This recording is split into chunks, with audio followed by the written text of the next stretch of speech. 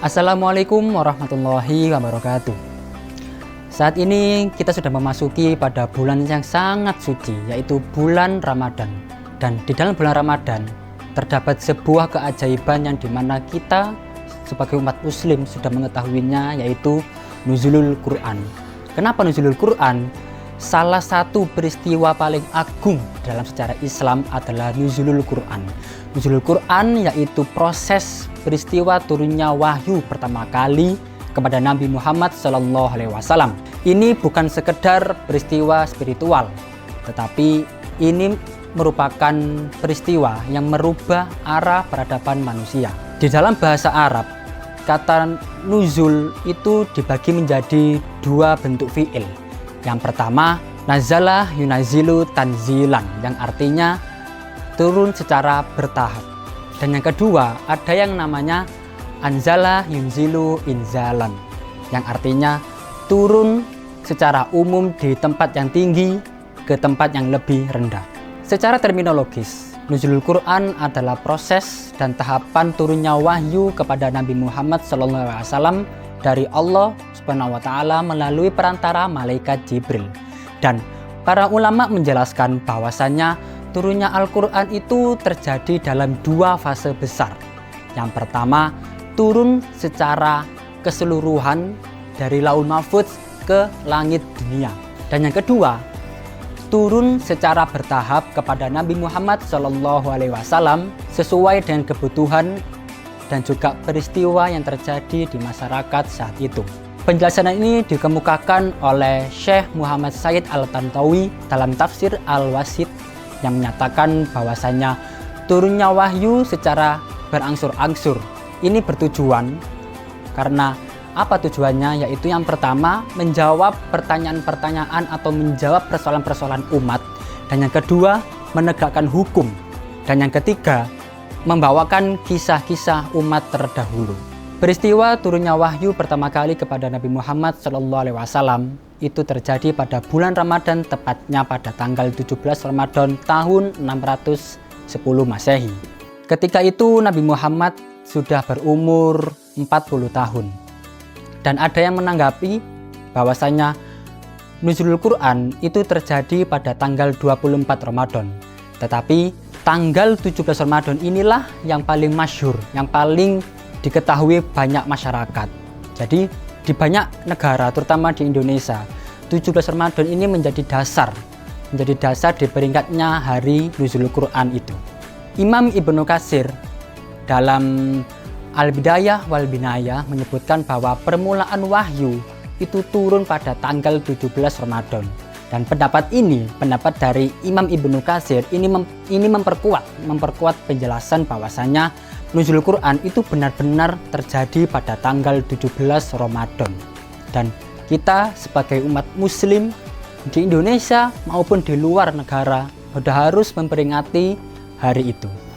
Allah sendiri berfirman di dalam Al-Quran surat Al-Baqarah ayat 185 yang bunyinya, A'udzu billahi minasyaitonir rajim, bismillahirrahmanirrahim.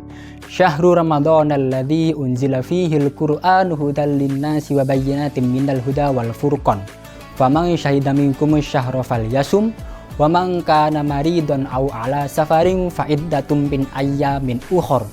Yuridullahu bikumul yusra wa la yuridu bikumul usra. Walitukmilul iddata walitukabbirullaha ala ma hadakum wa la'allakum tashkurun. Yang artinya bulan Ramadan adalah bulan yang di dalamnya diturunkan Al-Quran sebagai petunjuk bagi manusia dan penjelasan-penjelasan mengenai petunjuk serta pembeda antara yang hak dan yang batil. Oleh karena itu, siapa di antara kamu hadir pada tanggal tersebut dan tidak dalam keadaan perjalanan jauh atau musafir, maka berpuasalah. Dan barang siapa yang sakit atau dalam keadaan perjalanan atau musafir, maka bisa diganti dengan hari-hari yang lain gitu. Allah menghendaki kemudahan kepada hambanya dan tidak menghendaki kerusakan. Hendaklah kamu mencukupkan bilangannya dan mengagungkan atas nama Allah Subhanahu wa Ta'ala yang diberikan kepadamu agar kamu bersyukur. Selain itu, ada penjelasan lagi di dalam Al-Quran, tepatnya pada surat Al-Qadr ayat 1-4 yang Allah berfirman Al-Quran itu diturunkan pada malam Lailatul Qadar, yang dimana malam Lailatul Qadar adalah malam yang lebih baik daripada 1000 bulan.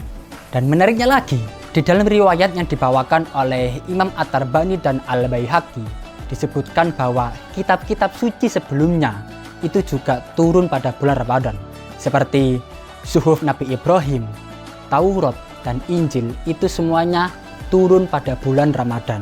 Dan di sini kita bisa tahu bahwa Allah itu seakan-akan menunjukkan kepada kita semua bahwasannya bulan Ramadan adalah bulan wahyu, bulan turunnya semua wahyu, bulan turunnya petunjuk bagi semua umat manusia yang ada di dunia ini. Namun perlu diketahui bahwasanya nuzul Quran itu bukan hanya sekedar tanggal dan bulan, tetapi bagaimana peristiwa saat Al-Quran itu turun dan bagaimana keadaan Rasulullah waktu itu. Nah, Rasulullah sebelum diangkat menjadi nabi, beliau sudah dikenal dengan gelar Al-Amin atau orang yang dapat dipercaya. Namun meskipun beliau sudah mendapatkan gelar itu, hatinya gelisah melihat moral masyarakat Quraisy. Ia tidak nyaman karena apa? Melihat masyarakat Quraisy itu menyembah berhala dan tidak adanya keadilan sosial bagi seluruh manusia. Maka dari itu Rasulullah sering menyendiri di dalam Gua Hira untuk mencari ketenangan, merenung, dan itu hampir setiap hari beliau melakukan seperti itu. Namun disinilah pada malam nuzulul Quran, pada malam nuzulul Quran itu tiba, malaikat Jibril datang kepada Nabi Muhammad, datang secara tiba-tiba dan membuat Nabi itu terkejut. Tapi Nabi waktu itu tidak memikirkan kenabian, tidak memikirkan bagaimana dia akan menjadi nabi, bagaimana dia akan menjadi seseorang yang dicontoh oleh banyak orang. Tetapi beliau malah ditanya oleh malaikat Jibril, "Iqra." Tetapi Nabi Muhammad menjawab, "Aku tidak bisa membaca." Dan pertanyaan Iqra itu terulang sebanyak 3 kali. Bayangkan, 3 kali kepada Nabi Muhammad, tetapi jawaban yang sama, "Aku tidak bisa membaca." Lalu malaikat Jibril membacakan 5 ayat pertama surat Al-A'laq, dan itulah ayat yang pertama kali turun kepada Nabi Muhammad SAW di awal kenabiannya. Peristiwa ini menunjukkan bahwasanya wahyu itu bukanlah sesuatu yang ringan, bahkan Allah menyebutnya sebagai qaulan tsaqila, perkataan yang berat. Ya, jadi di sini menerima wahyu itu bukan sekedar peristiwa yang mudah. Allah sendiri menyebutkan qaulan tsaqila, perkataan yang sangat berat.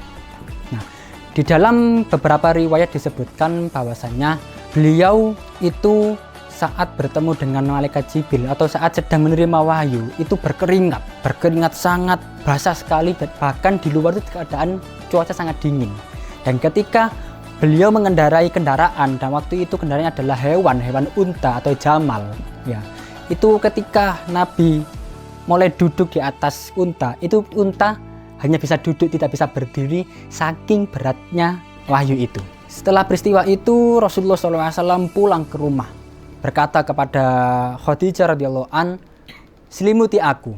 Khadijah sebagai istrinya menenangkan bahwasanya tidak akan terjadi apa-apa. Beliau orang soleh, orang baik, orang yang tidak pernah memutus silaturahmi. Jadi tidak mungkin Allah memberikan cobaan, Allah tidak mungkin menghinakan orang yang selalu berbaik kepada manusia. Nah, dari sini kita belajar bahwa dakwah besar pun dimulai dari pengorbanan yang besar. Sesuatu yang besar, ya, sesuatu yang timbul sangat besar itu terjadi di awal yang sangat besar. Dan perlu juga persiapan dari yang namanya iman yang sangat besar. Setelah kejadian itu, banyak pertanyaan yang datang kepada saya.